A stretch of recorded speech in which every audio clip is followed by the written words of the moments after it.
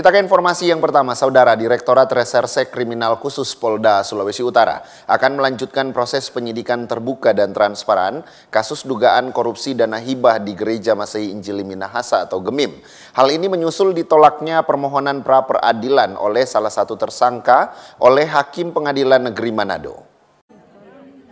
Langkah pra-peradilan dari pemohon yakni tersangka kasus dugaan korupsi dana hibah Pemprov Sulut ke Sinode GEMIM, Asiano Gemikawatu, telah ditolak Hakim Pengadilan Negeri Manado pada Senin 16 Juni 2025 melalui sidang putusan.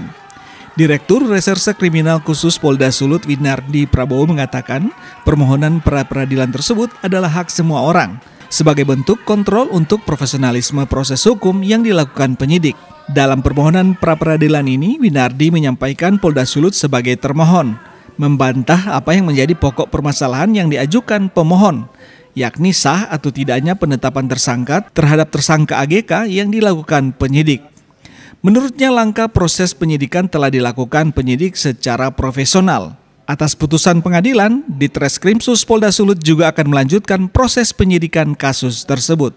Dan di sini saya menyampaikan bahwa terkait pra-peradilan itu adalah hak semua tersangka, keluarga tersangka maupun pengacaranya. Ini sebagai salah satu kontrol untuk profesionalisme kinerja penyidik. Karena sesuai dengan pasal 77 KUHP dan hasil putusan MK, di dalam objek pra-peradilan itu ada beberapa yang dilakukan menjadi salah satu objeknya, yaitu pertama adalah sah tidaknya penangkapan dan penahanan, sah tidaknya penghentian penyidikan ataupun penuntutan, rehabilitasi dan ganti rugi, sah tidaknya masalah penggeledahan dan sah tidaknya pada penyitaan. Nah, kemarin kita menyaksikan sendiri bahwa pra-peradilan yang diajukan oleh pengacara dari tersangka AGK dan sudah dibacakan oleh hakim menolak semua pengajuan gugatan pra-peradilan dari pemohon.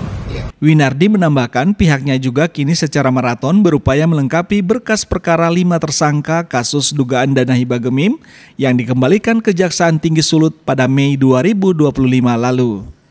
Jimmy Dapar, Kompas TV Manado, Sulawesi Utara.